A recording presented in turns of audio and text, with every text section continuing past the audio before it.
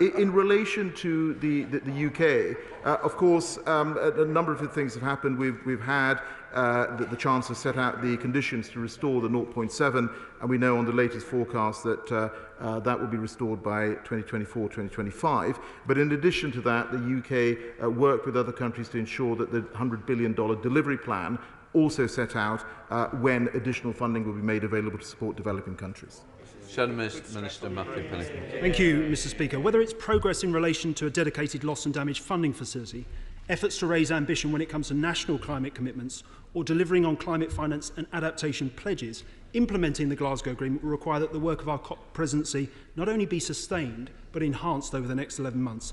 Can the President therefore confirm today that the COP26 unit will be fully funded to deliver on all the work programmes mandated in the Glasgow Agreement, and also that the Glasgow Financial Alliance for Net Zero will continue to receive support from the Treasury throughout the remainder of the UK presidency? Mr. Speaker, I can certainly confirm that we will be taking very seriously our work during the presidency year, and I will return to the House in due course and set out a written statement on our role during that presidency year. David Simmons. Number 2, Mr. Speaker. President. Mr. Speaker, in the run-up to the summit, I met civil society and youth groups on international visits. We established the COP26 Civil Society and Youth Advisory Council. I attended Youth for Climate conference in Milan and obviously the Conference of Youth in Glasgow. And I can confirm that at COP itself, we had over 160 youth, Indigenous peoples and broader civil society speakers who participated in presidency-themed events. David Simmons. Thank you, Mr. Speaker. Does my right honourable friend agree with me that it's an important feature of this COP event that so many young people's voices were able to be heard, in particular through digital methods like the children of West Lodge Primary School in my constituency who told me on Monday how much they'd valued their opportunity to participate directly? Mr. Speaker, my honourable friend makes a really important point, and I want to pay tribute obviously to the children of West Lodge Primary School, but also to him for all the work that he does in his constituency. We have an opportunity for all of us to play our part in terms of tackling climate action, and we want to ensure that the voice of young people are integral during our presidency year to driving climate action. Thank you, Mr. Speaker. Can I also pay tribute to the President of COP26 for the incredible work that he did?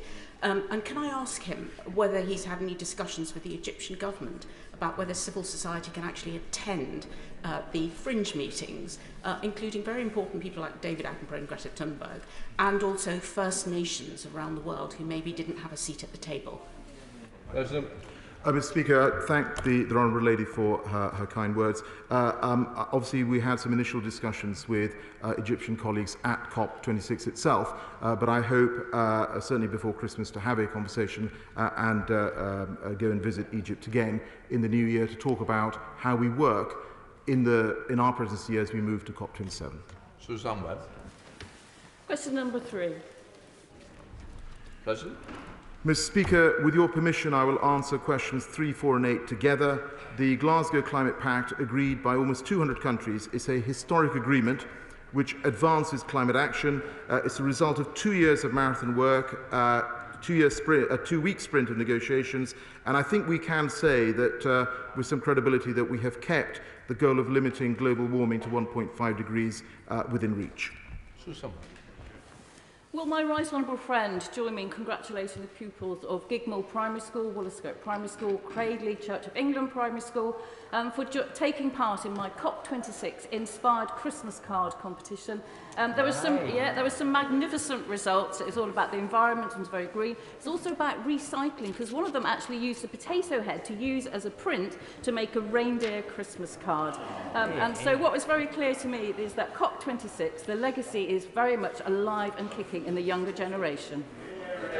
President. Well, Mr. Speaker, can I congratulate all the primary schools and the students who took part in this Christmas card competition. I think that's an inspiration to all of us, perhaps for our Christmas cards as well. But undoubtedly, we are going to ensure that we need to ensure that climate action continues to be raised as an issue, and we all have a role to play. Congratulate the President of COP26 for his personal dedication, hard work and commitment at the Glasgow summit. Can he confirm to the House that as a result of the summit, for the first time ever, over 90% of the world's GDP and around 90% of global emissions are now covered for the first time by net emissions targets, and that all 197 countries have pledged to revisit and strengthen these targets by the time of COP27 next year. President. Mr. Speaker, my thanks again to my honourable friend for his kind words. He's absolutely right. When we took on the COP presidency, less than 30% of the global economy was covered by a net zero target. We're now at 90%. And yes, all countries have agreed to look again at their 2030 emission reduction targets and come back on those by the end of 2022 to ensure they're aligned with the Paris temperature goals. Paul Blomfield. Thank you, Mr. Speaker. And following on from that point, it was indeed one of the positive outcomes of COP26 that was the agreement for countries to revise their emissions targets next year. But could the President explain exactly what is he going to do over the next 12 months to make sure that we get the breakthrough we need at COP27, not only to keep 1.5 alive, but to actually achieve it? Well, Mr. Speaker, it's a very, very fair question. And as I said, what I will do is set out for the House in due course, by way of a written statement, precisely what we will do in our presidency year. But as he knows, significant number of commitments were made by countries at COP26. And our intention is to ensure that they deliver on the commitments that they have made. Thank you, Mr. Speaker. No one doubts the commitment of the Secretary of State to delivering on climate change. But can he say what he intends to do over the next 12 months? Because the pledges that were made at COP26 must have been alarming to him, because we are way off delivering on 1.5 on current pledges, and the achievements that the countries will make by 2030 will be way off of target. So what is he going to do to step up his activities as President for the next year to ensure we get back on target to keep 1.5 alive? President. But, Mr. Speaker, as I said, I will set this out in writing, but I would just say to him that if we look at all the commitments that have been made, including the net zero commitments by countries, the long-term strategies, there are credible reports that suggest that we are heading to below 2 degrees. But of course, this is a start of a decade of action, and that's why we need to push forward during this year. Lib Dem. Does he believe that the current structure of government is adequate to ensure that the UK can deliver a more ambitious NDC at COP27? Mr. Speaker, the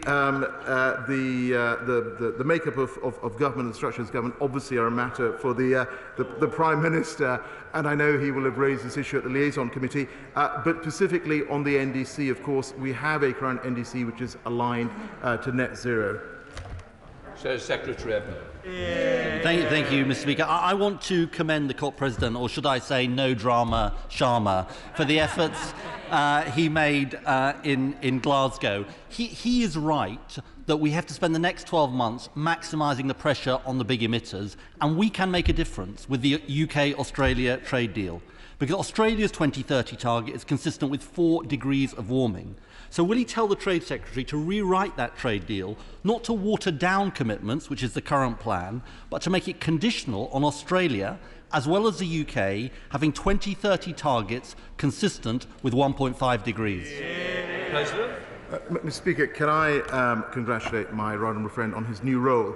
My only disappointment is that the phrase shadow COP President doesn't appear in his title, but this is where I think he can take some lessons from the Deputy Leader of the Labour Party about how to expand the number of portfolios you've got. But specifically on the point of Australia, can I just confirm to him that the trade deal will include substantive chapter on climate change, which reaffirms both parties' commitments to upholding our obligations under the Paris Agreement, including limiting global warming to 1.5 degrees. Well, Mr. Speaker, I know I am shadowing the department that he would quite like to run, so maybe that will be an announcement that is forthcoming in the future, and I'm mildly encouraged by what he says on Australia. Let me take 2 other issues where he can show leadership: the Cumbria coal mine and the Cambo oil field, the equivalent of 18 coal-fired power stations running for a year. He knows that we need to get others to phase out coal. He knows we need to phase out fossil fuels. Surely the right way to send the proper signal to the rest of the world ahead of COP27 COP27 is for the whole of the government to start practising what he is effectively preaching and put a stop to Cambo and Cumbria. Mr. Speaker, I just say to him, and we've had this discussion in the dispatch box previously, both in terms of Canberra and Cumbria, he will know that they're being looked at by independent regulators and there will be pronouncements coming forward.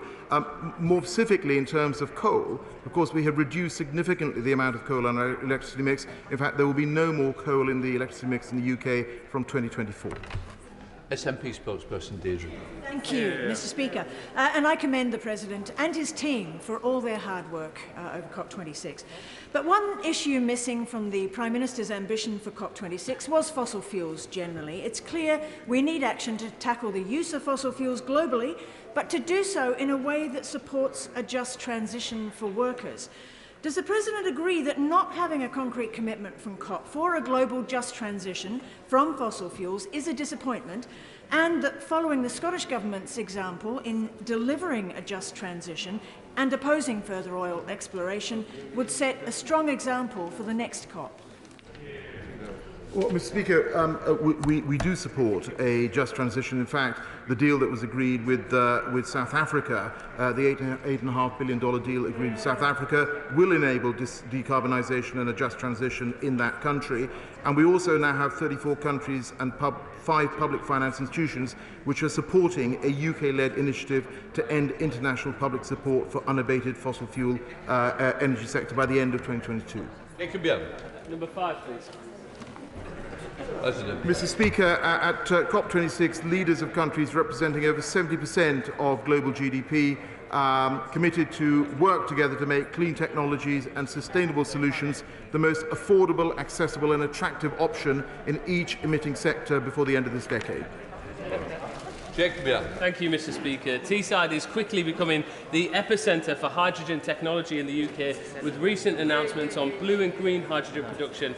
We are confident that Teesside will be able to deliver more than half of the government's 2030 hydrogen ambitions.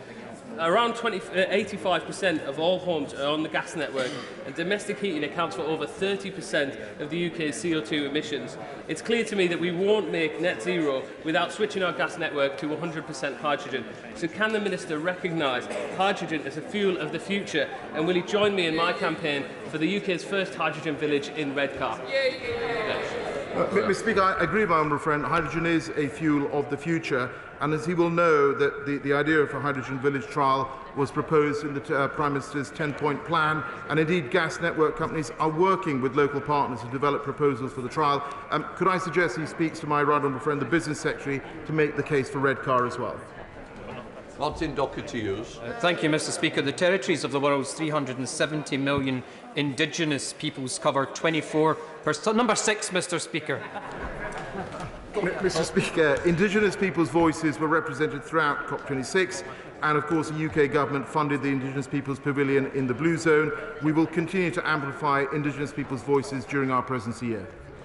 Martin Docherty to use. I'm grateful for the President's response. The territories, as I was saying, of the world's 370 million Indigenous people cover 24% of the land of the world worldwide and contain 80% of the world's biodiversity, including sites of precious natural resources. It's they who protect forests vulnerable to the encroachment of modernity, which has caused climate change.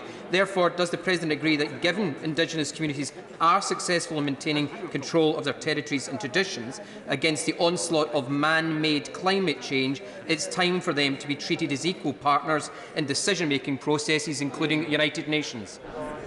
Well, Mr. Speaker, as I said, we will absolutely amplify the voice of Indigenous peoples, but as you will also know, the UK worked with others to mobilise a pledge of at least $1.7 billion over the next 5 years to ensure that there is support for Indigenous peoples, particularly when it comes to forest tenure rights. Moran. Thank you, Mr. Speaker. COP26 agreed that... But I agree. Number 9. Thank you.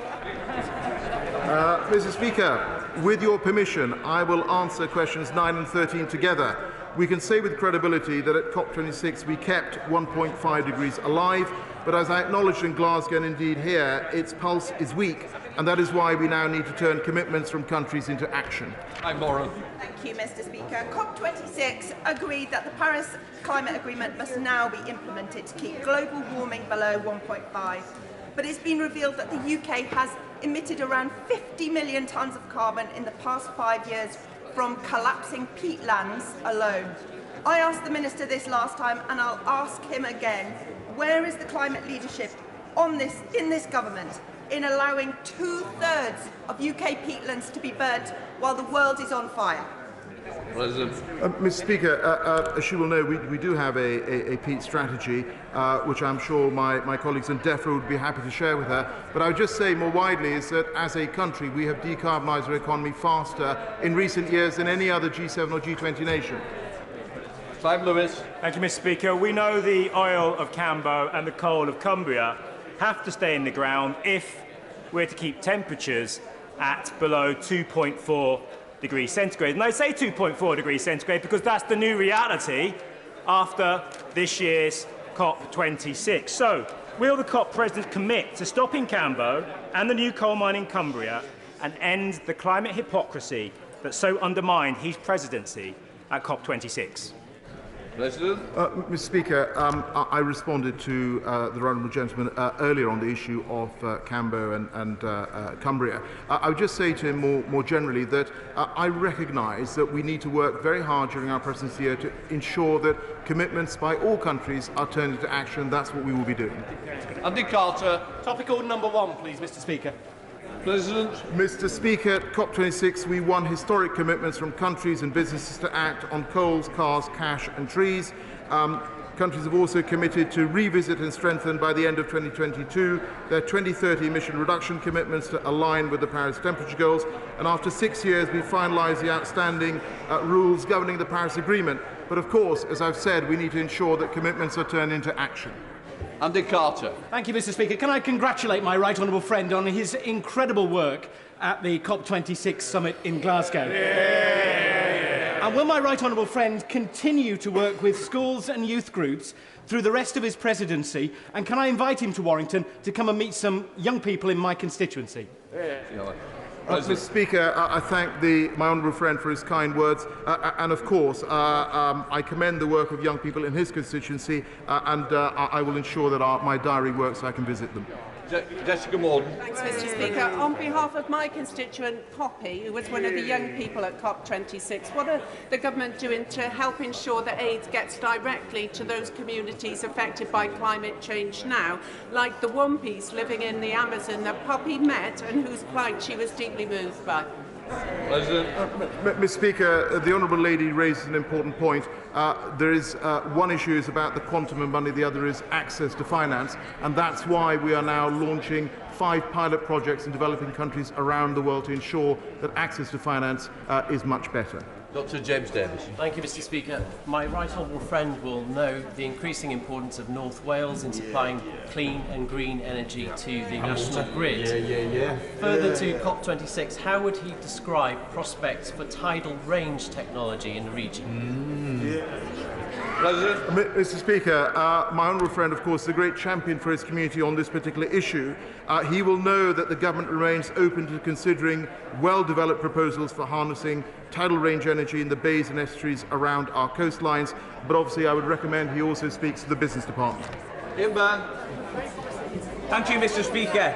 According to Friends of the Earth, there are 33,000 premature deaths a year in the UK linked with air pollution. During the COP26 climate summit, the environmental bill passed through its final stages in this House, and it shamefully didn't include the legally binding targets for air quality that were called for by so many, including hundreds of my constituents in Liverpool, West Derby. As the UK retains the COP26 presidency, will it lead by example and bring in the extra measures needed to clean up our air? Mr. Speaker, he raised a very important point, but of course air pollution has reduced significantly since 2010, and our Clean Air Strategy proposes a comprehensive suite of actions required across all parts of government to improve air quality. Slade Saxby. Thank you, Following on from the success of the North Devon Climate Summit, my constituents are keen to understand How can we empower people to make their own choices on a global scale? President. Mr. Speaker, can I commend my honourable friend, indeed her constituents, for the success of the North Devon Climate Summit. Every government needs to play its part, and I'm pleased the UK government's Together for Our Planet campaign provides practical advice on how everyone can go one step greener. Thank you, Mr. Speaker. Synthetic aircraft fuels are still in their infancy. Domestically, the government has a tool, the Renewable Transport Fuels Obligation, by which the government can mandate the mixing of synthetic fuels with conventional aircraft fuel, thereby starting the process of making synthetic fuels viable. Is he aware of any similar mechanisms of other countries so we can start with an international agreement on mixing synthetic fuels with aircraft fuels and driving the route to net zero? Come on. Mr. Speaker, as the Honourable Lady knows, the government is putting funding behind sustainable aviation fuels. I'd be very happy to arrange a meeting for her with the Transport Secretary, or indeed a Transport Minister. Final question, Ruth Edmonds. Thank you, Mr. Speaker. Can I particularly welcome the COP outcome relating to deforestation, which saw 130 countries representing 90% of the world's forests pledge to end deforestation by 2030. And can I ask my right honourable friend, how will this be monitored and what steps will be taken if countries don't keep their word? Mr. Speaker, my honourable friend raises a very important point. The 90% of forests that are covered by this pledge are also being backed by £14 billion of public and private funding, so there will be a mechanism for checks and balances. In addition, we agreed the transparency framework at COP26, so we will be able to see whether countries are meeting the commitments that they have made. Before we come to Prime Minister's questions,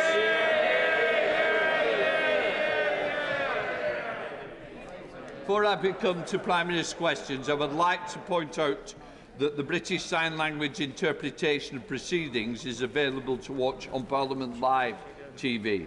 We now start with questions to the Prime Minister. Bima Palome. Number one, Mr. Speaker. Prime Minister.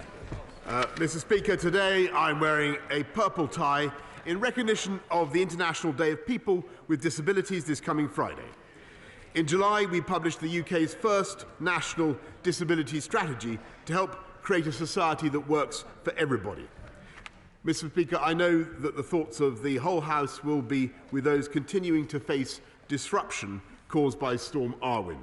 My right honourable friend, the Secretary of State for Business, Energy and Industrial Strategy, will update the House on the continuing response to Storm Arwen after these questions. Mr. Speaker, this morning I had meetings with ministerial colleagues and others. In addition to my duties in this House, I shall have further such meetings later today. Thank you, Mr. Speaker. The Prime Minister and I have a shared commitment to protecting our natural environment and improving our biodiversity across the country. Indeed, it's why I'm campaigning to extend the Chilterns area of natural beauty towards the southwest of Hitchin. Would my right honourable friend set out how he plans to strengthen the protections for our countryside, whilst also ensuring that housing developments are both green and sustainable for the long term? Prime Minister. Yes, indeed, Mr. Speaker. I can tell my honourable friend that Natural England is considering an extension of the Chilterns area of outstanding natural beauty, and I'm sure they will listen to his passionate appeal very carefully. We now come to the Leader of the Opposition, Keir Starmer. Thank you, Mr. Speaker. Can I join the Prime Minister in his words on disability and the victims of extreme weather? Can I also mark World AIDS Day? Extraordinary advances mean people living with HIV on effective treatment can now enjoy normal life expectancy and are no longer at risk of passing on the virus. It's within our hands to end new transmissions in the UK this decade. We must do so, Mr. Speaker. As millions of people were locked down last year, was a Christmas party thrown in Downing Street for dozens of people on December the 18th? Prime Minister. Mr. Speaker, what I can tell the right honourable gentleman is that is that all guidance was followed completely during number 10. And can I recommend to the right honourable gentleman that he does the same with his own Christmas party, which he's advertised for December the 15th, to which unaccountably he's failed to invite the deputy leader, Mr. Speaker.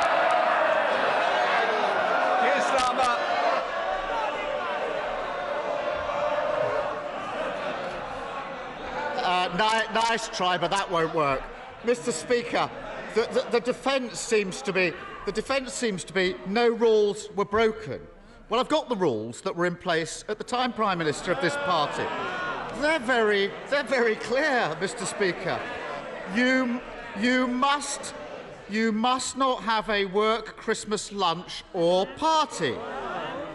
Does the Prime Minister really expect the country to believe that while people were banned from seeing their loved ones at Christmas last year, it was fine for him and his friends to throw a boozy party in Downing Street?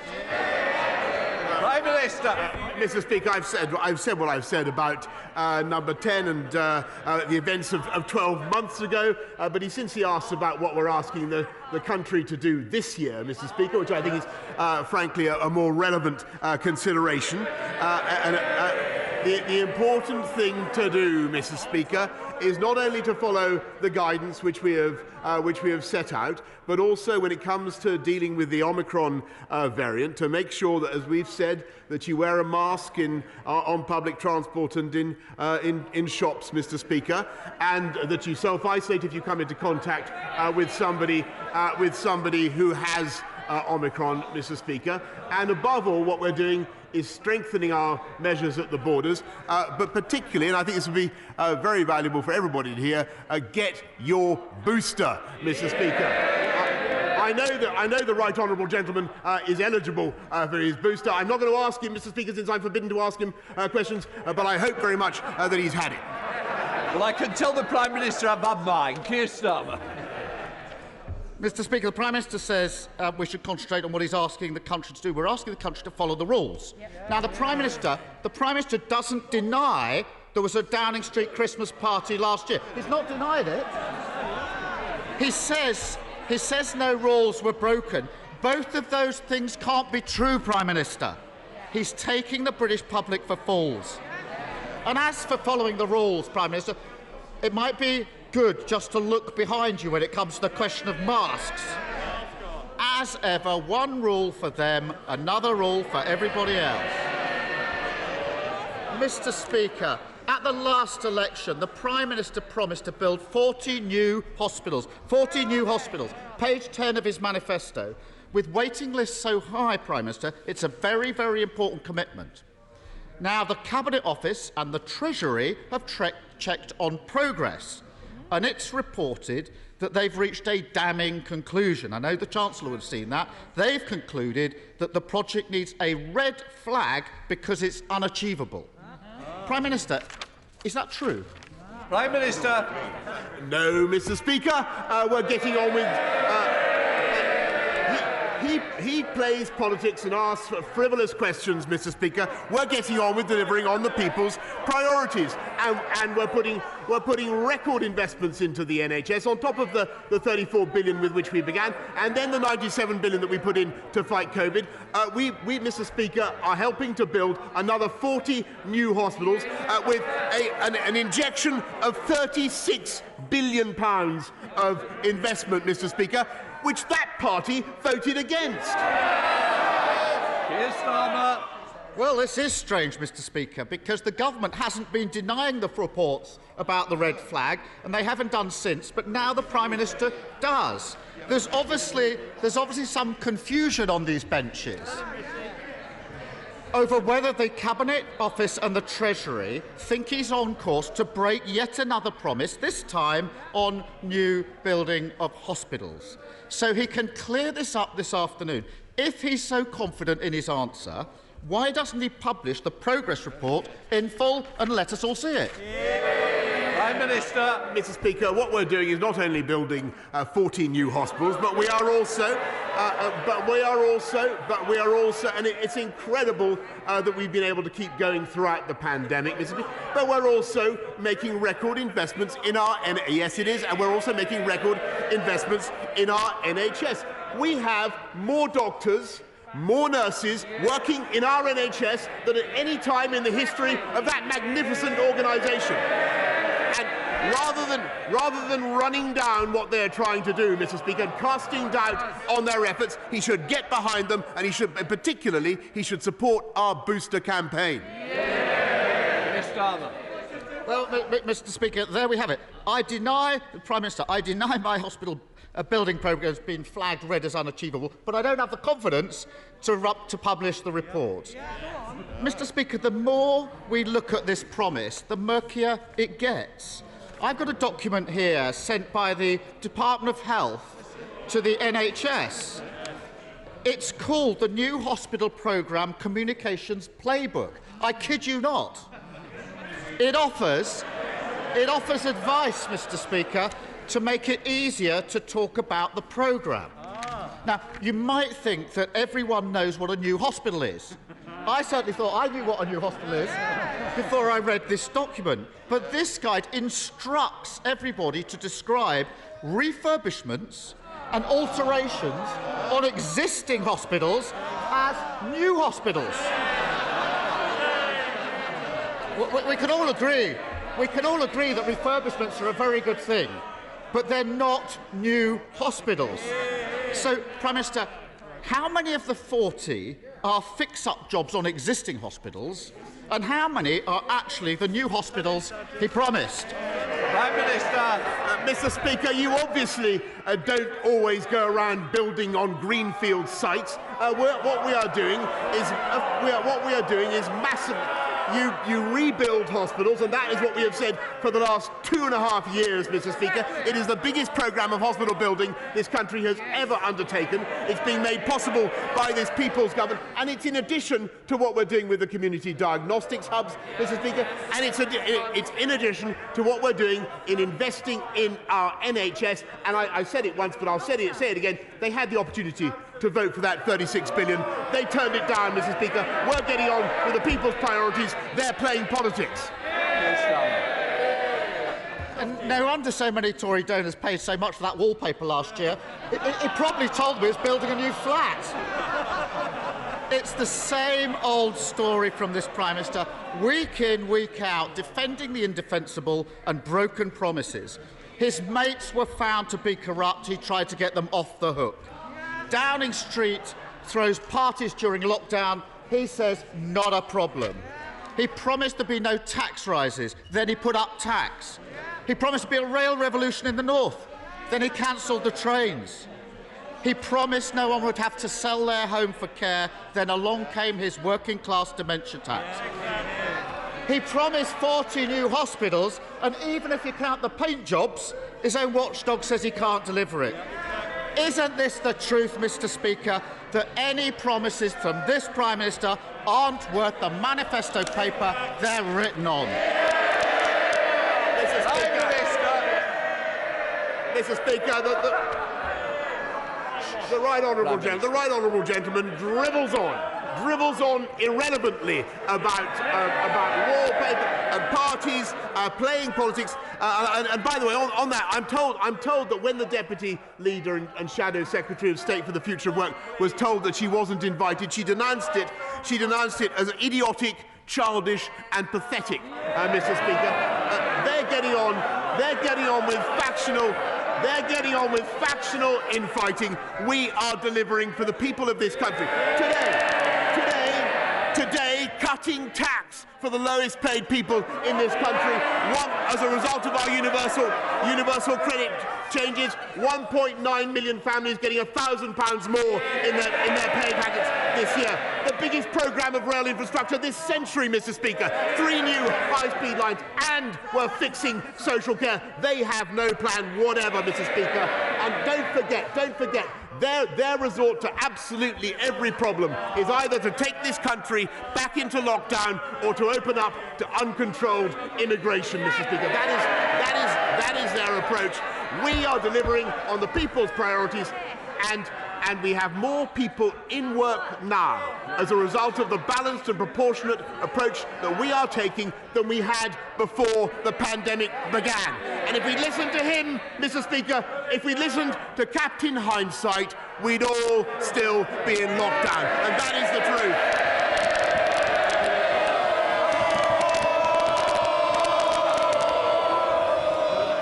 I want to hear to Mr. Rosendale. If you don't, come on, Andrew.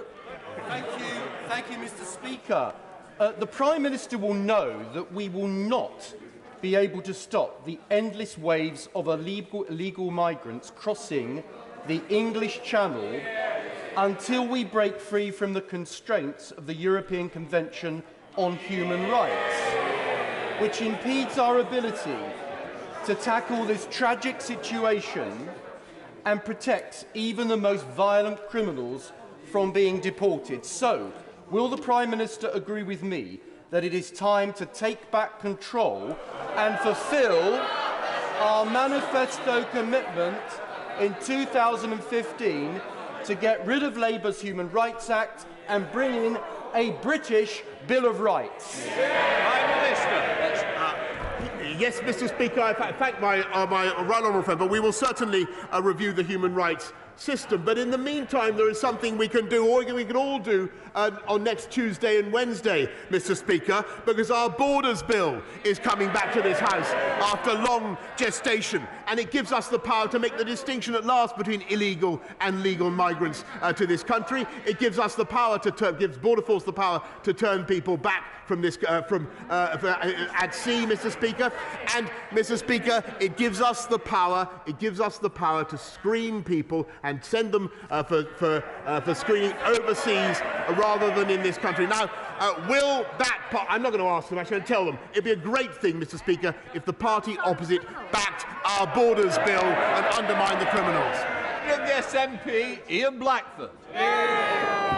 Thank you, Mr. Speaker. And can I associate myself with the remarks of the Prime Minister on disability, and of course our thoughts are very much with all of those that are recovering from Storm Arwen, and with the Leader of the Opposition. Of course, we commemorate World AIDS Day, and I'm sure, Mr. Speaker, that the thoughts of yourself in this House will be with the family and friends of Siobhan Catigan, the Scotland rugby player, aged 26, who unfortunately died over the course of the weekend, having had won 19 caps for Scotland. Mr. Speaker, it is deeply regrettable that once again that we're forced to spend so much time in this House discussing the Prime Minister's misconduct. But when the person in charge so blatantly breaks the rules, it needs to be talked about. Last Christmas, the Prime Minister hosted a packed party in Downing Street, an event that broke lockdown rules. Rules that everyone else was expected to follow. Now, the Prime Minister might be denying it, but I've spoken to the Mirror newspaper this morning, and they are confirming what happened, and they have legal advice on potential illegality. At a time when public health messaging is so vital, how are people possibly expected to trust a Prime Minister when he thinks it's one rule for him and one rule for everybody else? Prime Minister. Well, Mr. Speaker, I think they should concert their line of attack more closely. I've said before that he's talking total nonsense. I think he would have been better off, frankly, saying something about the victims of Storm Arwen in Scotland and what we want to do. I'm afraid if I didn't hear it, he was drowned out by his supporters. But I think what we need to do is work together, the government of the UK working with the Scottish authorities to help those people get their power back, and that's what we're doing. Ian Blackford. This graceful answer, and clearly the Prime Minister can't even listen because I mentioned Storm Arwen. Mr. Speaker, the real reason why all this matters is because we find ourselves at another very difficult moment in this pandemic. This is at a time where leadership matters, when truth matters, and when trust really matters. Only this morning, leaked sage advice confirms that the UK government's current international travel restrictions will identify significantly fewer cases. That is exactly the same advice that the Prime Minister received from the First Ministers of Scotland and Wales on Monday, and he has ignored that advice. Since then, other countries, like Ireland and the US, are moving rapidly on international travel to protect their people. So will the Prime Minister finally convene a four-nation Cobra meeting to tighten travel restrictions, or will he continue to ignore the Scottish Government, the Welsh Government and his own sage advisers and imperil the health of the public of these islands?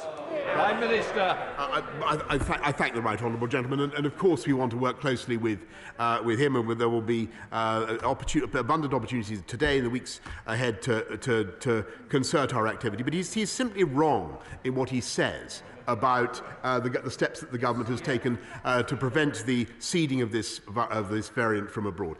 This country was actually the first to respond, Mr. Speaker, and for the 10 countries that are most likely to seed new variant, to seed Omicron in this country, we've put them on the red list, Mr. Speaker, so they have not only pre-departure tests, but they are also quarantined, Mr. Speaker, and I have to say that he is not right in what he says, and every other country in the world, 100%, I don't mind if he shouts, Mr. Speaker, I will tell him very calmly and quietly, 100% of the passengers arriving from every other country in the world must take a PCR test, and they cannot get out of quarantine, Mr. Speaker, unless they test negative. Those are balanced and proportionate measures designed to protect the British people from the Omicron variant, and that's the right approach to take. John Penrose. Mr. Speaker, Britain has some of the most unaffordable childcare in the developed world, which reduces opportunities for working families, particularly single parents, deepens gender pay gaps and makes levelling up much harder. So will the Prime Minister meet with me to discuss the proposal in my just published policy paper, Poverty Trapped, for an immediate review to design out these internationally uncompetitive costs while still delivering a safe and enriching level of care for our children too? Prime Minister. I thank my right honourable friend. He is completely right about the importance of childcare and the transformative influence it can have, and that's why we've spent £3.5 billion in each of the last 3 years on free childcare entitlements, particularly for the most disadvantaged. But I'm always happy to meet my right honourable friend and to discuss his ideas further. Ed Davey. Speaker, farmers across our country are crucial to our nation's prosperity, shown once again through the pandemic. But many are now on the brink. Farmers across the country in villages like Hodnett, Baschurch, Woodseaves and countless others are about to see their payments cut by at least 5% starting this very month. The Prime Minister promised a new support system rewarding more sustainable farming. Yet in the meantime, he seems prepared to see many British farms go bankrupt. There's an easy solution, Mr. Speaker. Stop cutting the current system's essential payments until the new scheme is fully rolled out. Will the Prime Minister do that and help our struggling farmers before it's too late? Prime Minister.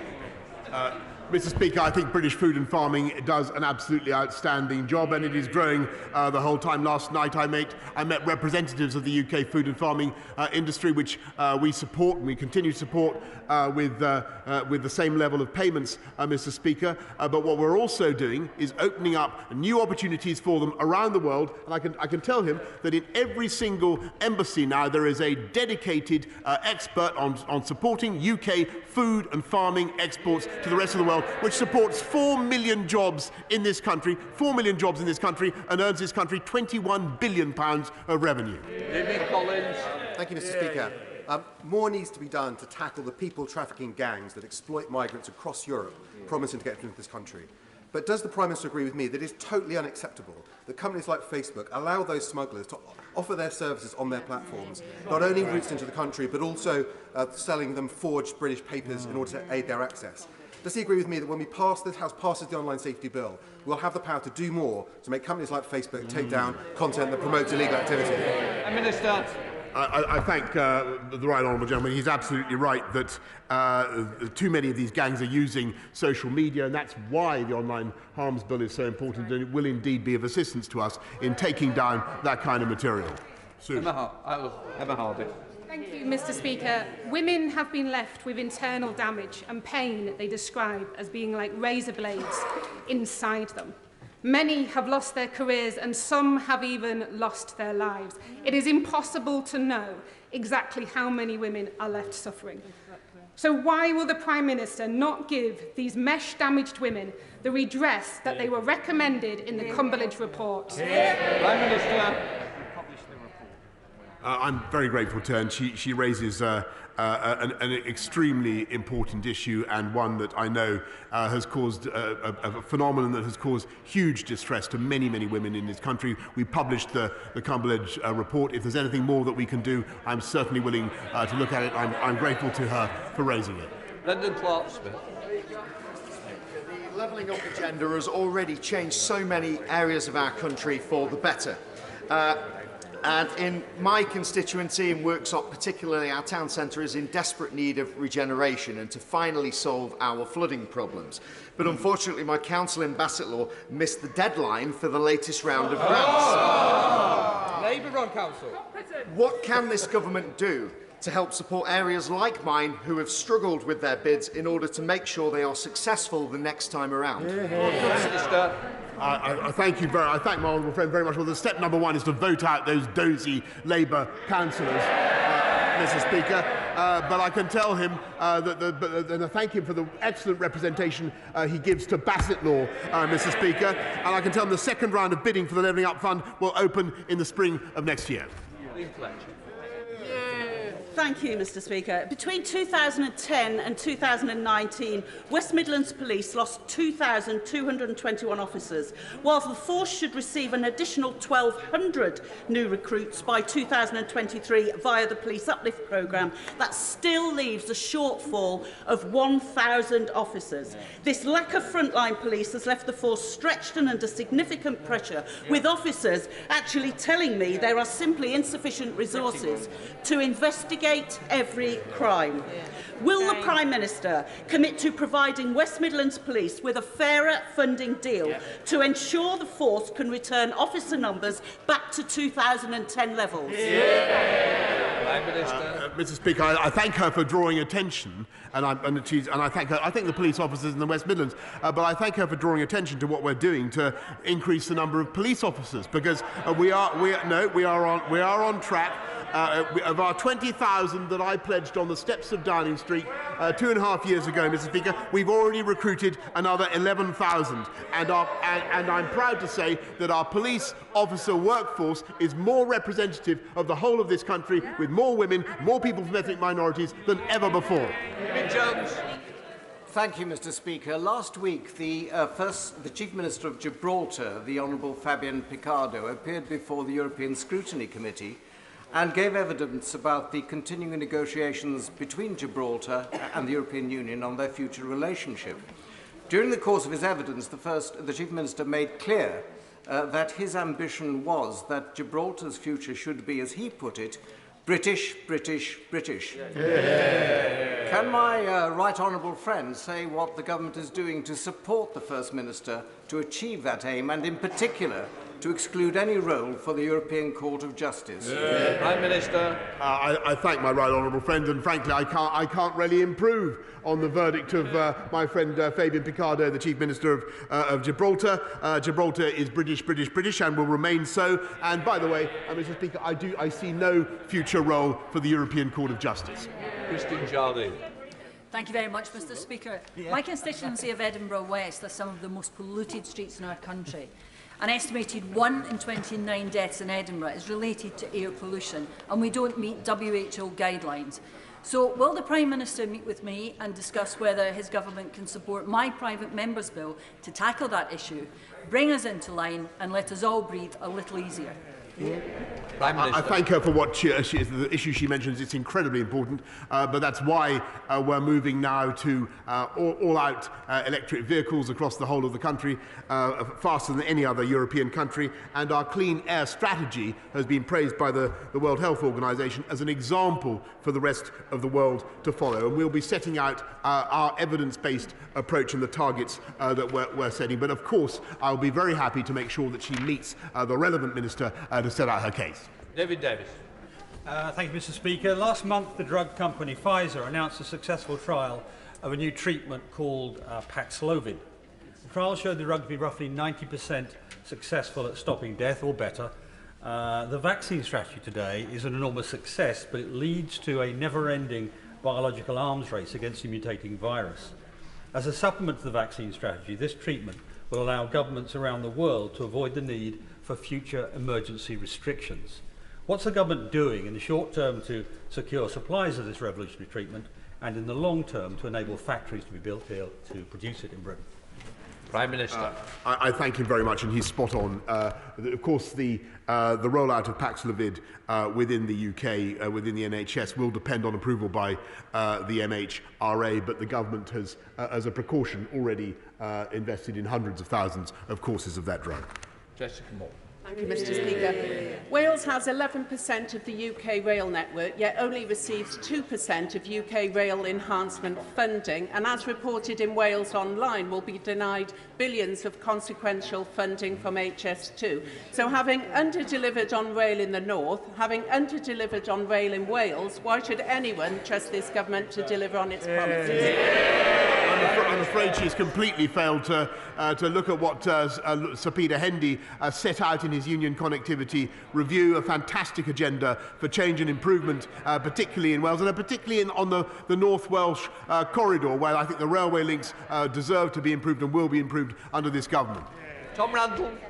Mr. Speaker, getting investment into Gedling is important, and at the previous PMQs I put aside my political differences with Labour-run Gedling Borough Council to champion its Levelling Up Fund bid, which, like other funding bids it's made, was sadly unsuccessful. So does my right honourable friend agree with me it's important that councils like Gedling now take stock and learn from this experience?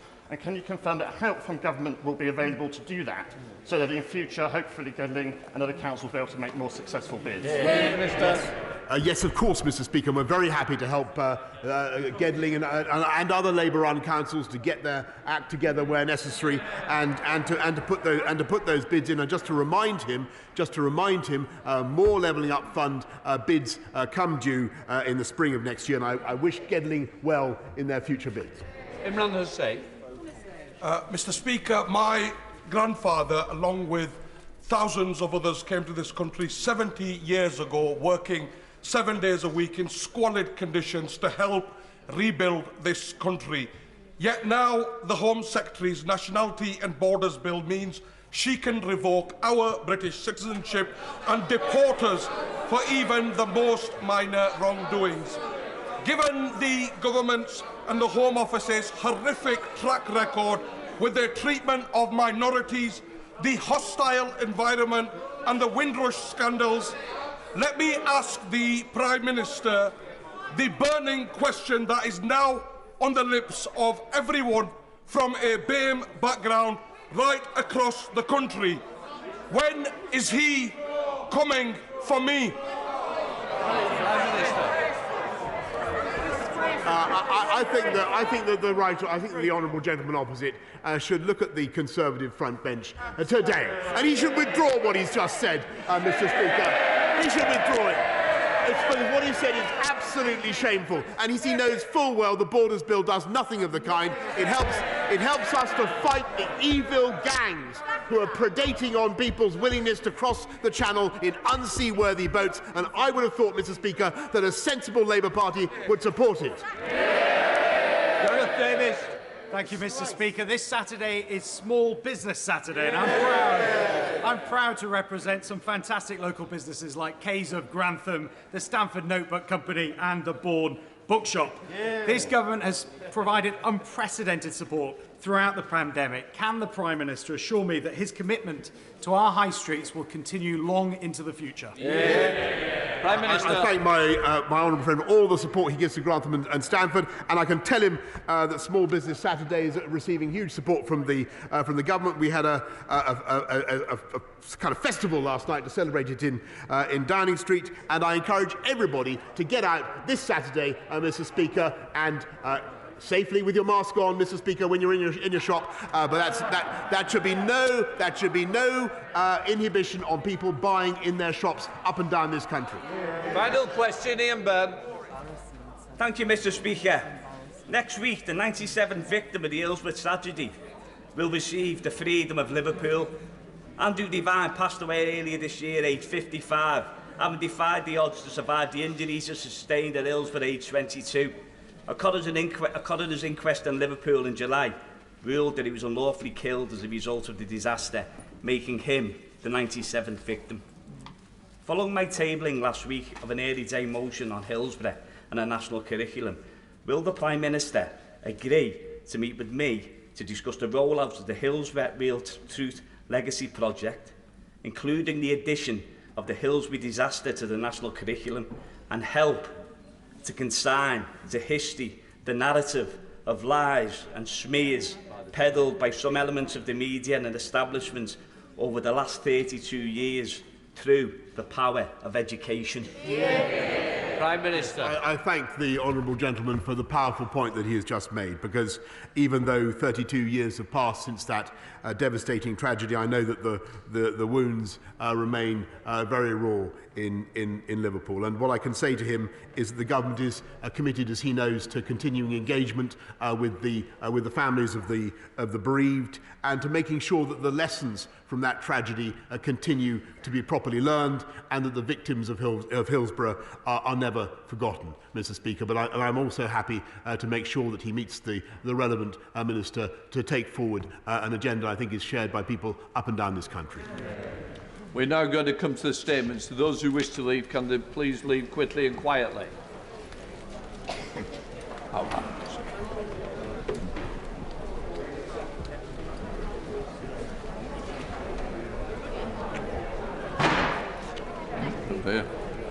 Yeah, don't worry. All right, Tom. We got through. Rosie, put that phone down. I know, she's got the phone on. She's not answering her phone.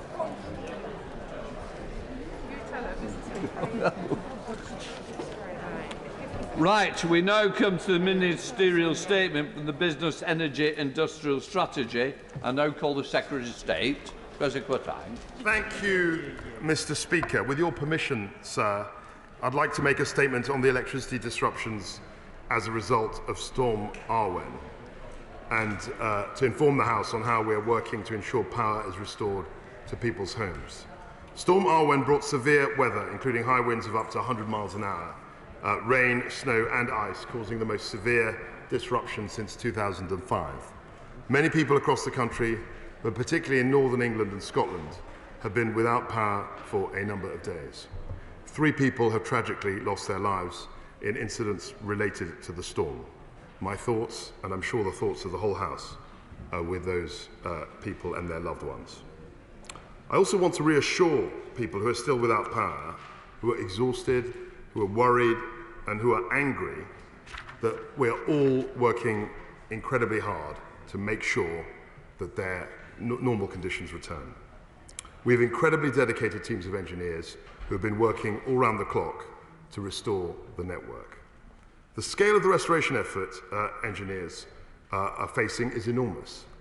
The weekend saw exceptionally strong winds, as I said, of almost 100 miles an hour, which have brought large trees and debris down onto power lines. For example, in central Scotland, wind speeds like this have only been seen twice in the last 25 years. And of course, to add to this complex situation, much of the damage is in remote and hard to reach places. I'm glad to say that over 95% of those affected by the storm, over 935,000 customers, have had their power supply restored so far. And I'd like to thank the engineers for their hard work and perseverance. However, there are still 30,000 as of 8 o'clock this morning who are without power. And the specific areas most severely affected are the Wear Valley, surrounding Eastgate and Northumberland, the North Peak District and the South Lake areas, as well as Aberdeenshire and Perthshire in Scotland. Today, my right honourable friend, the Energy Minister, is on the ground in Berwick to see firsthand the impact from storm disruption.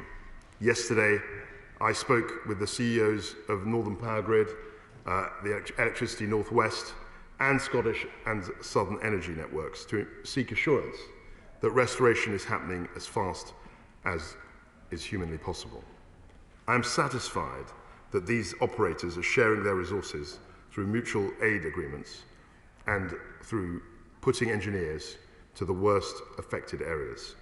And I'm extremely grateful to emergency responders who have also been working very hard to keep people as comfortable as possible, providing torches, blankets, and other necessities. Also, to sorting out alternative accommodation where necessary. Officials in my department are monitoring the situation very closely and are in constant contact with network operators to ensure that customers can be reconnected as quickly as possible. For people still experiencing issues and difficulties, or people who need further support, they should contact their electricity network operator by dialing 105 from their landline or mobile phone. This will automatically route them to the right operator based on their physical location. People are also eligible for compensation that whose details they can find on the Ofgem website. For those who continue to be without power, I know their primary question will be, when will power be restored?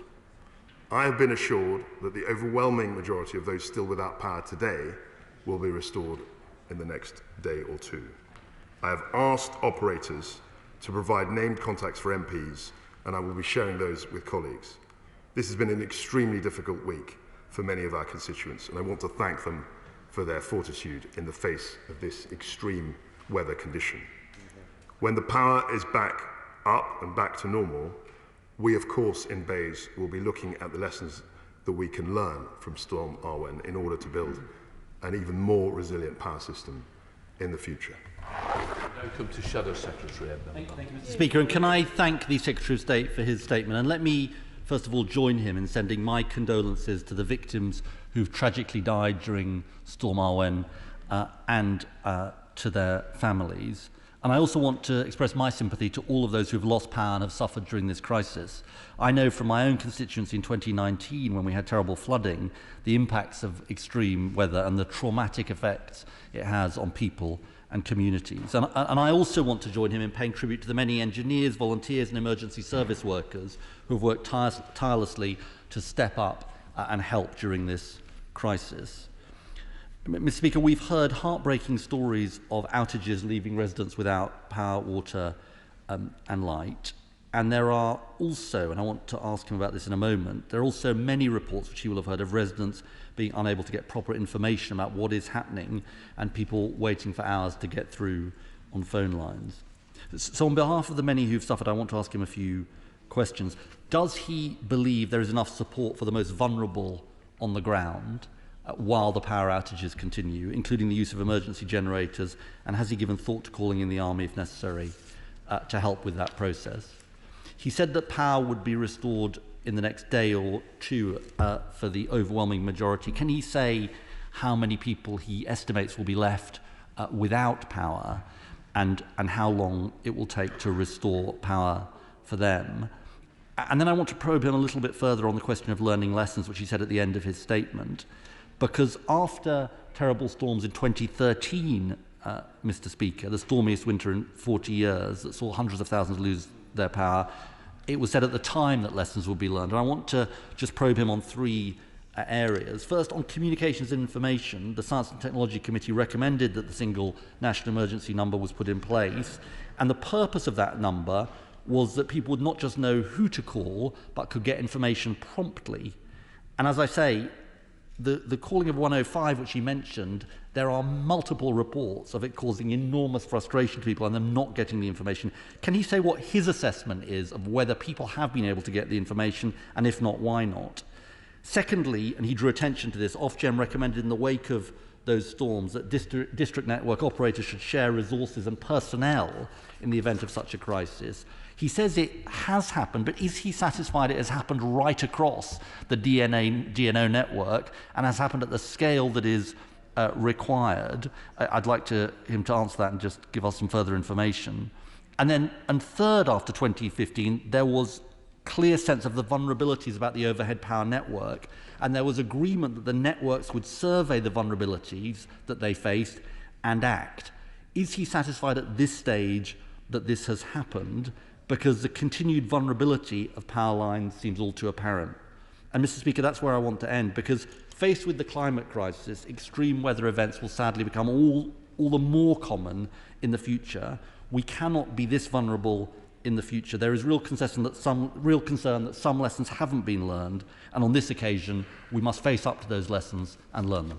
Secretary of State. Thank you, Mr. Speaker. Well, of course, as far as the emergency of and the situation with regard to climate change, he and I have very similar views on this. And clearly, Storm Arwen was an event the like of which we haven't seen for certainly 16 years since the records of the DNOs starts.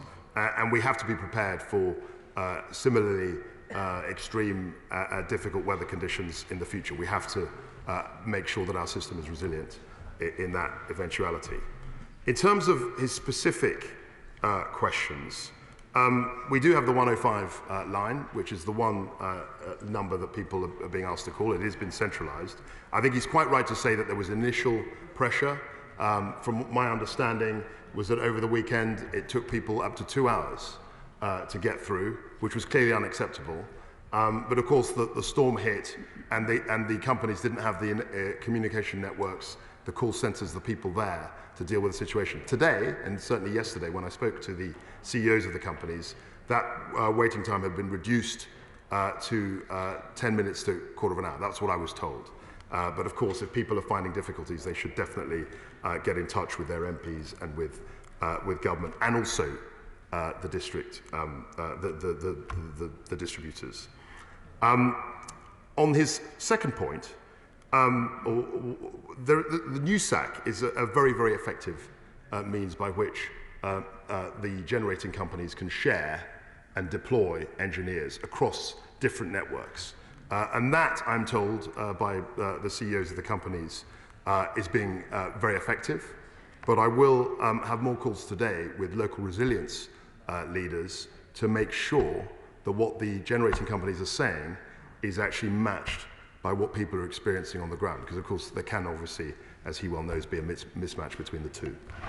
Andrew Power. Thank you very much, Mr. Speaker. And can I echo the words of my right honourable friend in thanking all of those in our emergency services and indeed the local authority workers that went out over the weekend and have been doing so much to support our communities across the United Kingdom that have been affected, and actually indeed the people in local businesses who have opened their doors to look after those people who are more vulnerable and needing support. Places like the Five Farms and Braemar, where temperatures dropped below zero over the weekend and they were lost without power and water. But Lumfannon, Crathy and indeed Creggar from my constituency do remain without power and don't even have access to a temporary generator. So I was wondering if he could expand on his discussions with SSEN and what discussions he might have had with the Scottish Government to see what the two governments in this country might be able to do to speed up the response and to support those people who are going to their 5th day now without any power, heating or electricity in general.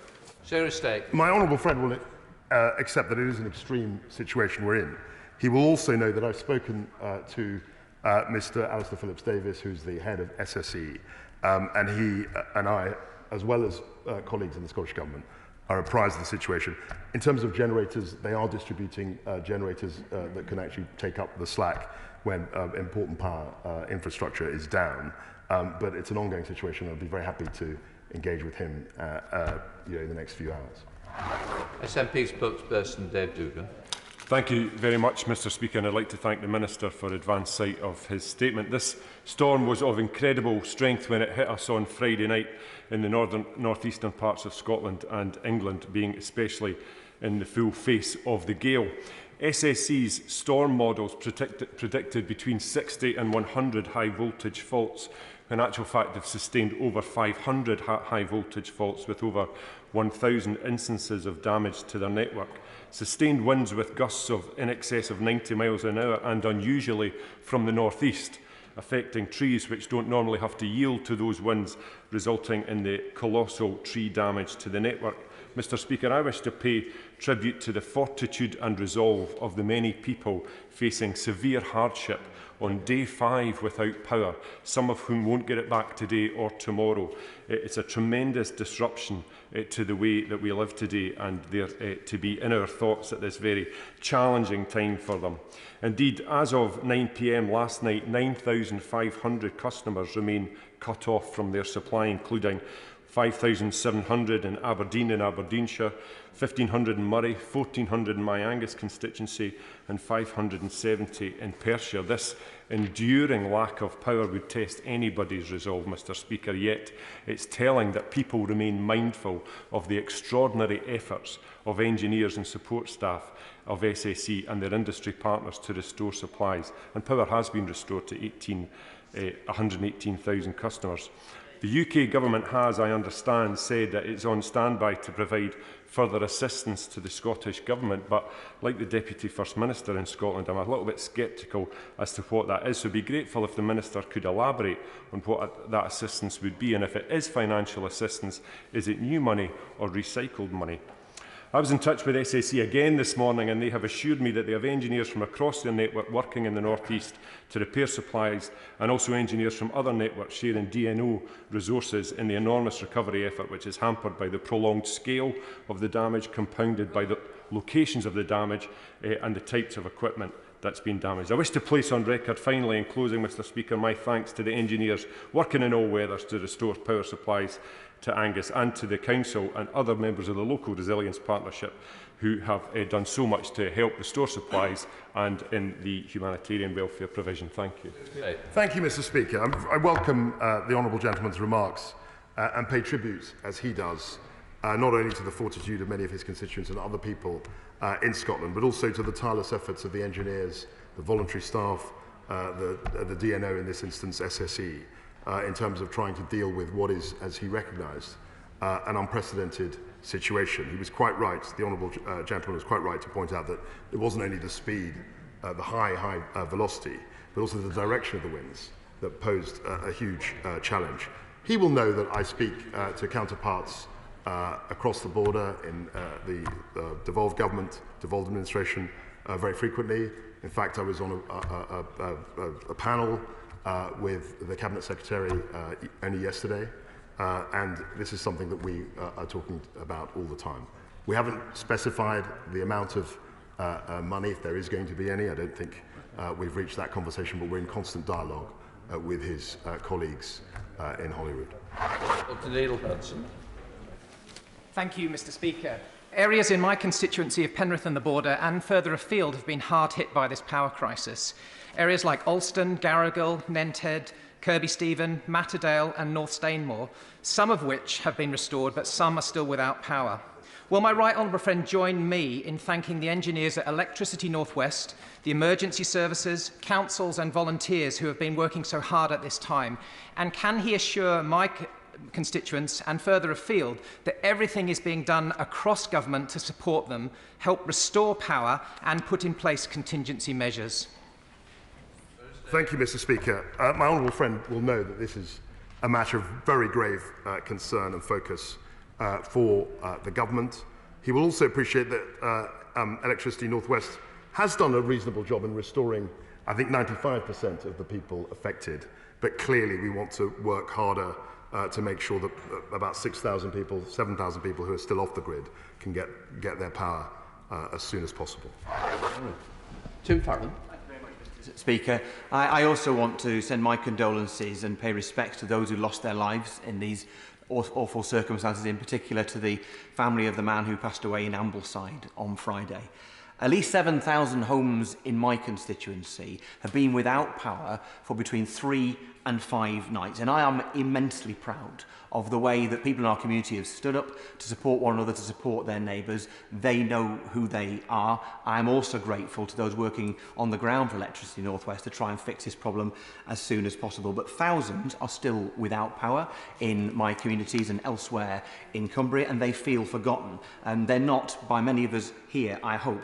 Killington, Garsdale, parts of Coniston, Orris Head, Aside, High Newton, Low Newton, Witherslack, Hincaster, Lamring, Boston, Hutton Roof, Crook, Outgate, Haverthwaite, Sparkbridge, Backbarrow and outskirts of Windermere and other places as well are now facing a 6th night without power. Some are being told they will not have that connection fixed until the 8th of December, this time next week. The hardship caused, particularly to the elderly and other who are vulnerable, is unthinkable, which is why it's massively disappointing that it took until Wednesday for a minister to come to this House to address this issue. But it is not too late for the government to act. So I would ask the minister to do the following. Will he today task the Army to provide the support for the engineers on the ground in Cumbria to speed up fixing the problem? Will he then use the Army as well to ensure that the most vulnerable are contacted and moved into emergency accommodation today? And will he also ensure that every affected community in Cumbria is given generators to provide at least a temporary fix today so that no one has to spend a 6th night in the cold? Yeah. So we are obviously contacting local resilience forums. We're listening to them and actually getting guidance from them as to how best to tackle the situation on the ground. You'll also appreciate that ENW, Electricity North West, have already provided 150 generators, and we'll be asking them, tasking them to see what more can be done to alleviate the extreme stress and challenging situation that many of his constituents I know are facing. Richard Holden. Speaker, and I thank the Minister for his statement today. Storm Arwen has left thousands of my constituents without power for several days, but what's been really heartening is to see how the people in my local towns and villages have really come together, particularly in Upper Weardale, Eastgate, St John's Chapel, but also in places like Quebec, Winhill, Maidenlaw, and I've also got a secondary school which is still without power, several hundred children not getting the education that they need. I'm really delighted that the Energy Minister is in North West Durham today, and I thank him for his visit and what he's doing up there. Indeed, he's contacted several local businesses on my behalf. We've got a couple of things I'd like to raise with the Minister. First of all, one of my rural surgeries has lost £10,000 worth of vaccines for the flu jab, and this will impact on their ability to roll out. Could he speak to the Department of Health for me and see if he can ensure that they get that supply reimbursed as quickly as possible due to the electricity going down and their fridges going off. Secondly, there are some very isolated communities who've been told that it may be a very long time before they can get full electricity. Can he do everything possible to ensure that they are reconnected well before Christmas? And finally, can he ensure that the government responds to positively to any request from the local resilience forum, including sending in the Army if necessary and at their request? Thank you. Thank you, Mr. Speaker. Well, he will know that I'm very keen to engage with local resilience fora and really hear from them what the best way to proceed is. He will also appreciate that we're incredibly conscious of the ramifying effects of this storm, particularly in regard to health and education, and that's something which he knows that I'm taking up within the government. And of course, finally, the isolated communities point is something which I take extremely seriously. I will be looking at this on a daily basis, and I think being without power until Christmas is simply unacceptable. I'll say that very publicly, and I'll do everything I can to make sure that that doesn't happen. Liz Twist. Thank you, Mr. Speaker, and I thank the Minister for his statement, but there still remain in my constituency pockets of people without energy, and that includes people in Ryton, Blaydon, Wylam, the part that's in my constituency, and Victoria, Garesfield, Colburns, Barmore, all places that are still without energy some 6 days on. And people are really anxious and finding it extremely difficult to get through to find out information. So will you assure me that we will have direct lines and contacts for Members of Parliament so that we can get that detailed information to tell our constituents? And I'd just like to thank as well the workers who've been out there in all kinds of weather trying to reconnect people. Thank you, Mr. Speaker. I think the Honourable Lady is absolutely right to point out that there needs to be a way in which members, honourable and right honourable members of this House, can engage not only with the DNOs but with constituents on this. And that's something that I will be looking to. I picked up with the CEO of Northern Power Grid, which I think is the DNO relevant to her constituency, precisely on this point about communications. And he said to me that having had a slow start because this thing was completely unprecedented on the weekend, they are working very, very hard to make sure that communications are effective. And also I just want to reinforce the point I just made to my honourable friend, that we will do everything we can to make sure that the generating of electricity happens long before the dates that are being bandied about as a time when this should be up and running. Thank you, Mr. Speaker. I thank the Secretary of State for his statement and for meeting with me yesterday to discuss the situation in High Peak, where thousands of homes have been left without power since the weekend, including places like Buxton, Chapel-on-the-Frith, Wash, Bagshaw, Sparrow Pit, Wormhill, Peak Forest, Chinley, Hayfield and more. I want to put on record my thanks to those engineers at Electricity North West, as well as those at Derbyshire County Council, the Lowlands Resilience Forum, Emergency Services and our amazing mountain rescue teams for working not just to reconnect power, but also to help the most vulnerable who've been affected. Unfortunately, there are still homes who are now experiencing their 5th day without power. So can I ask the Secretary of State to commit the government to do whatever is needed and to provide whatever resources the Local Resilience Forum request to get power back to everyone in the High Peak? As I've said to a number of honourable members here today, we're absolutely committed to getting power back. Now, I need to reiterate this. It is the case that 95% of the people who were affected are now back. But clearly, if you're one of the 5% who is still without power, that is no solace. That's not something that is going to help you in that situation. And I think that it's absolutely incumbent on me and my department to make sure we can do whatever we can to resolve this. Horace.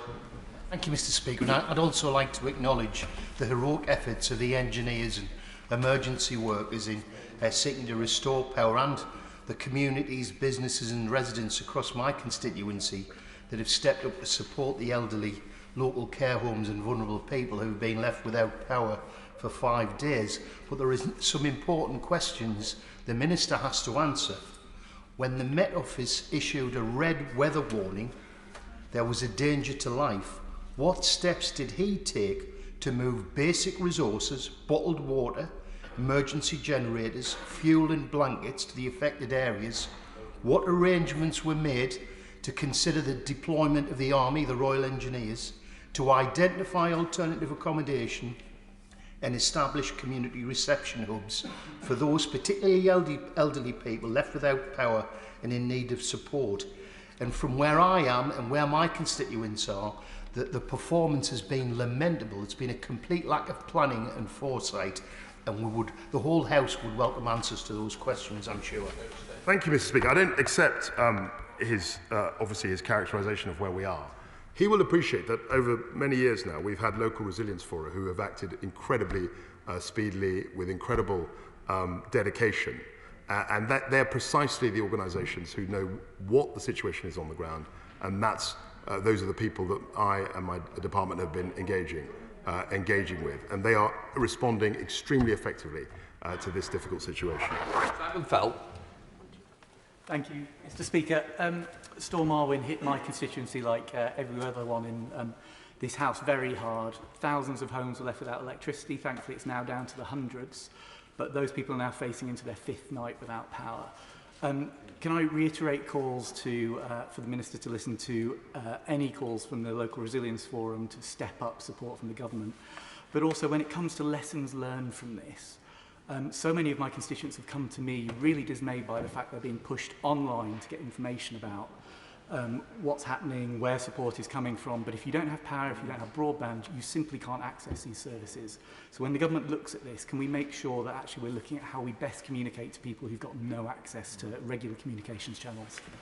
Thank you, Mr. Speaker. I mean, the communication point is absolutely fundamental to this. And I've spoken to the CEOs of the DNOs, and I'm speaking to the Local Resilience Forum, and we're absolutely committed to having much easier, more fluent channels of communication in the future.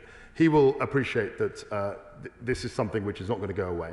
There will be other incidents in the future, and he's quite right to stress the fact that we need to have a more resilient system going forward. Thank you, Mr. Speaker. You know, this storm was catastrophic. It had a devastating impact, destruction really, right across my constituency and in Northumberland as a whole. It wasn't just the power, Mr. Speaker. It was the destruction of properties, of allotments, of houses, right across the piece. And people are looking towards some form of financial support from the government, because this impacts on many people who haven't got two halfpennies to rub together, and they'll need specific, targeted support from the government. I'll ask the Secretary, sorry, I nearly demoted him there, by the way. I'll ask the Secretary of State to consider what extra support that can be given. And secondly, Mr. Speaker, you know, isolation, communication. I had an old people's home who lost their electricity at 2 o'clock on Saturday morning, 2 a.m.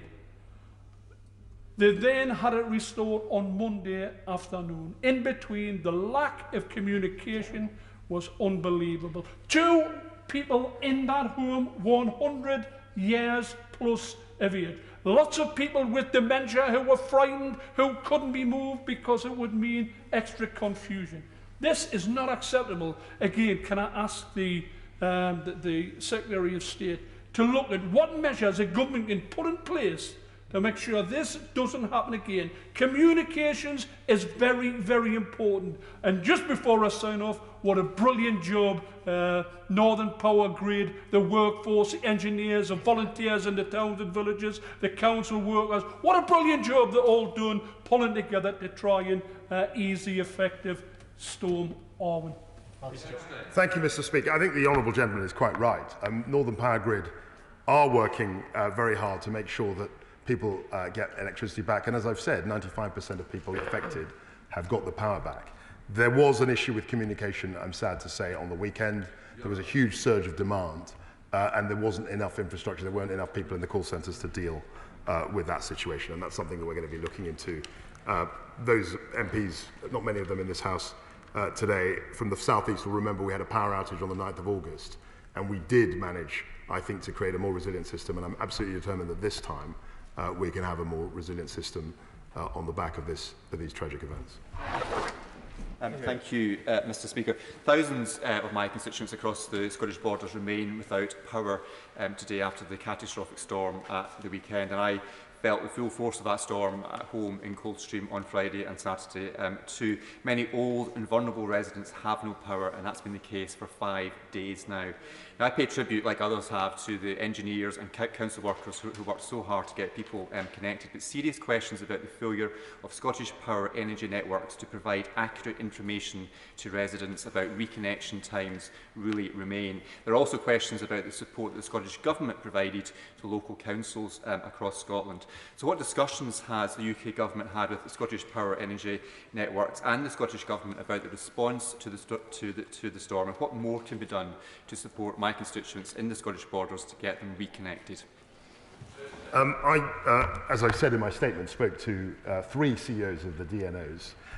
Scottish Power, unfortunately, was not one of the CEOs that I speak to, but I'm very hopeful that we can get a call today, and I'm looking forward to sharing with him exactly what that particular distributor is doing. Thank you, Mr. Speaker. Some of my constituents in places like Sherburn Hill, Waterhouses, Bear Park and Lowburn Hall are actually facing a full 7 days without heating or electricity. And this is a national scandal. And I want to thank the emergency services, the workers, the engineers and all of those community groups who've stepped up to help those most in need. But what is the government doing to help the most vulnerable residents in Durham to get the help that they need? Not tomorrow, not next week, but today. As I've said in a number of responses, we are working with the local resilience forums. I mean, that is the job of the local resilience forum in the first instance, to find out what's going on and to coordinate local responses. And then, of course, the government here is very, very focused on helping them to get what they need to make the situation much more comfortable than it currently is. Back to North East. Jenna Davison. Mr. Speaker, the devastation caused by Storm Arwen, I mean, we've all seen the photographs, we've all experienced it for ourselves. It's absolutely atrocious. Speaking to Northern Power Grid a few days ago, they said it's the worst damage they can remember in living memory. I just want to pay tribute to Northern Power Grid, to their engineers and to all the local authority workers for all the hard work they're doing in trying to get this awful damage fixed. I also want to thank the Secretary of State for his statement today and for the numerous calls and meetings that we've had across this week to discuss the damage and what more can be done to really support some of those residents who are still without power.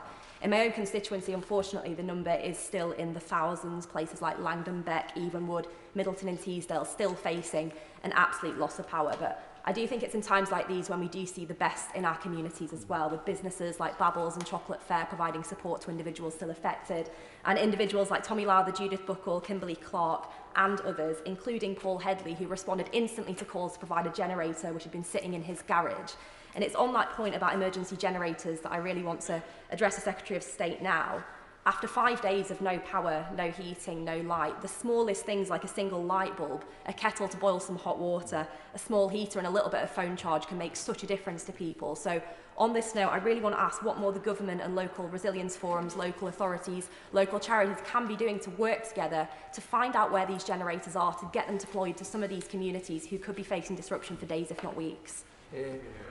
I'd like to thank my honourable friend for the tireless work that she and other members of this House, I mean across both sides, have put in to making sure that their constituents are being well represented and actually to tell us what it is exactly like on the ground. And I have to say that this is exactly how this House of Commons should be working, and I'm very proud of that. In particular, with regard to generators, she will know that that's something that we're talking with the local resilience for the companies themselves. I think in her case, it's Northern Power Grid, are actually making an effort to get generators out to affected communities, and I'm getting a regular update on what's being happening in that respect. But I'm very happy to speak to her, as other members in this House, about this emergency. Thompson. Thank you, Mr. Speaker, and like other members, could I add my own thanks to the resilience and fortitude of those who have been left without power for so long, to the dedication of the engineers who have been getting them back on grid, and also to everyone involved in the volunteer response and in the local resilience partnerships.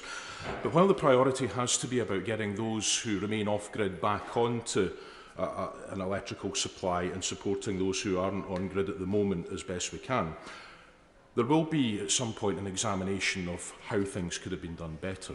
And I just wonder, as part of that, there is an issue about the resilience of our communication infrastructure as well as our power infrastructure, because broadband went down and mobile phone networks went down, which also hindered in many respects the ability of people to respond. So I wonder, will the Secretary of State consider, as part of that, looking at the obligations that are placed upon not just power distribution companies but also the telecommunications providers to be able to provide a more secure and robust service in all circumstances, no matter how adverse that might be? Thank you, Mr. Speaker. I'd like to wholeheartedly agree with what the honourable gentleman has just said. I think it's very easy for us simply to come up with a statement and then hope that the problem goes away. But I've made a firm commitment, as we did, as I said, on the 9th of August 2019, when there was a power outage. We spent a couple of months, actually, if not longer, having a proper inquiry as to what went wrong. And I'm confident that a lot of the measures that we came up with then actually did provide resilience. And it's exactly in that vein that I want to approach this very, very difficult situation. It won't be the case that we'll simply walk away from it. We will be trying actively to learn lessons. We can't abolish extreme weather. Well, we can in the long run, but we can't do it perhaps as quickly as we'd like. We can certainly learn lessons to build up more resilience. David DeWitt. Thank you, Mr. Speaker, and can I thank my right honourable friend for his statement today and his commitment, as well as that of the Prime Minister earlier this week, in particular his commitment to provide any support that the UK Government can in Scotland in particular. I'd like to associate myself as well with his remarks and those of other honourable and right honourable members across the House, recognising the Herculean efforts, not just of the power companies, but of local communities who have come out in force to support their neighbours and friends and neighbours around those communities. Far be it from me to... I'm not in the spirit of helping my honourable friend from Angus. The numbers he produced earlier were from, I think, 9 o'clock last night. There were some earlier numbers came out earlier today which showed that from the 9,500 customers that were still looking for power last night, that's come down to 6,400, 3,700 of those being in Aberdeen and Aberdeenshire. Areas like Achnagat, Forglin, Methlick and New Baith coming on stream overnight. They'll be delighted. But of course there's still 3,700 in Aberdeenshire and Aberdeen City that are for whom that's not much solace, as the Secretary of State said. So can I ask the Secretary of State what conversations he's had with the Scottish Government and the local resilience programmes in Scotland, not only to get the power back on as soon as possible, but also to make sure that those most vulnerable in our communities, those that aren't on Facebook, that aren't on the internet, that don't have access to the regular updates that we all try to give them, how are we focusing on helping those most vulnerable in our communities? Thank you, Mr. Speaker. My honourable friend is absolutely right. This sort of crisis doesn't affect everyone equally. There are vulnerable and isolated communities who are particularly affected by this outage, and that's where our focus is on. He will appreciate that the DNO in his area, I think it's SSE, have worked very well, actually, in terms of providing support. They're providing accommodation in some instances, hot meals, food, and we're continuing to push that. Thanks, Davis-Jones. Thank you, Mr. Speaker, and I'm grateful for the Secretary of State for his update on the impact of Storm Arwen. And my thoughts are with everybody impacted by this terrible natural event. Residents and businesses in Pontypridd were devastated by Storm Dennis back in 2020. They were hit by horrendous flooding, and sadly they're still, even now, feeling the impact of those. And that's the point I want to make to the Secretary of State today, is that although it is vitally important that residents and businesses get that urgent help in the immediate aftermath, it's the long-term impacts that are still massively impacting these people. Some unable to get insurance at all, many hit by unnecessarily high insurance premiums, and some not even pointed to floodry at all. So will the Minister please work with colleagues to look again at floodry and ensure that everybody, businesses, residents, can get access to affordable insurance? I think she's right, and many of us across the House have had instances of flooding and extreme weather events over the last 10 years. I myself, in my constituency, had a very extreme case of flooding in 2014, and the issues that she raised with regard to insurance and lessons learned are things that I'm very conscious of. I'd be very happy to take this up with her in any subsequent conversation or meeting. Storm Arwen was an extreme weather event, but we're having more extreme weather events as the climate changes. And already every winter in this House we have urgent statements and urgent questions and statements on power outages caused by electricity distribution lines coming down, and also train disruption caused by electrical lines failing. The long-term fix for this is to increase the resilience standards of the poles and the pylons and the wires and the connectors on the system. This isn't to do with local resilience fora, who are more about responding to crisis. This is about raising the technical standards of the equipment that's deployed.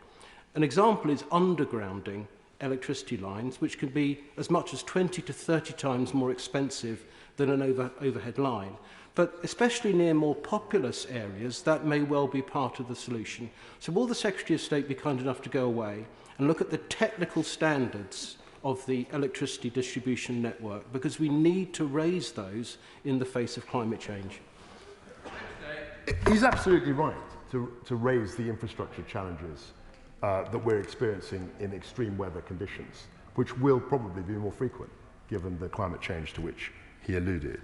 He will appreciate that essentially paying for a whole new infrastructure not only takes time, but considerable amounts of money. And in the meantime, we have to deal with those extreme weather events.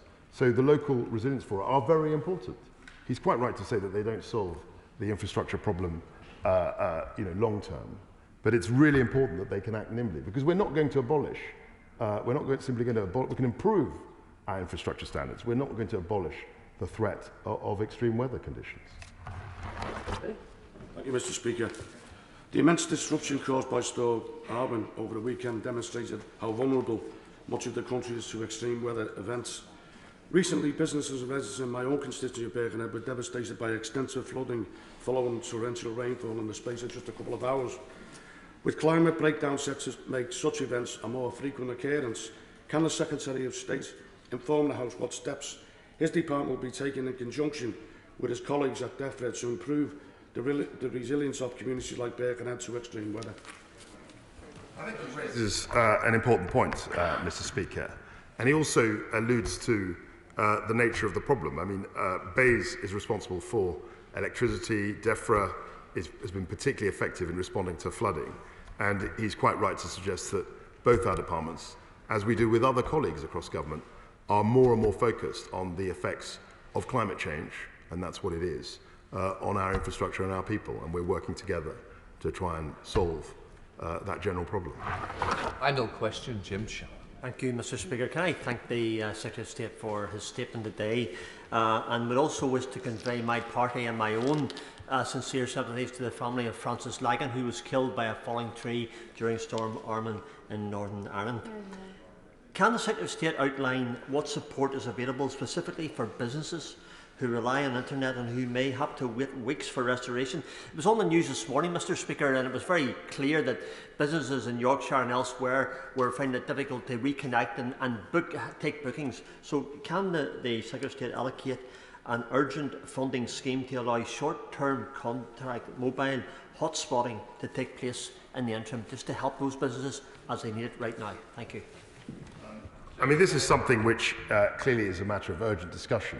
He'll appreciate that in my role, I can't stand up these funds immediately, and I think a lot of the onus will be on the devolved administration as well. So I'm very happy to take that up with colleagues in Northern Ireland, as well as my right honourable friend, the member for Great Yarmouth. We now come to the second statement, where I call Minister Keegan.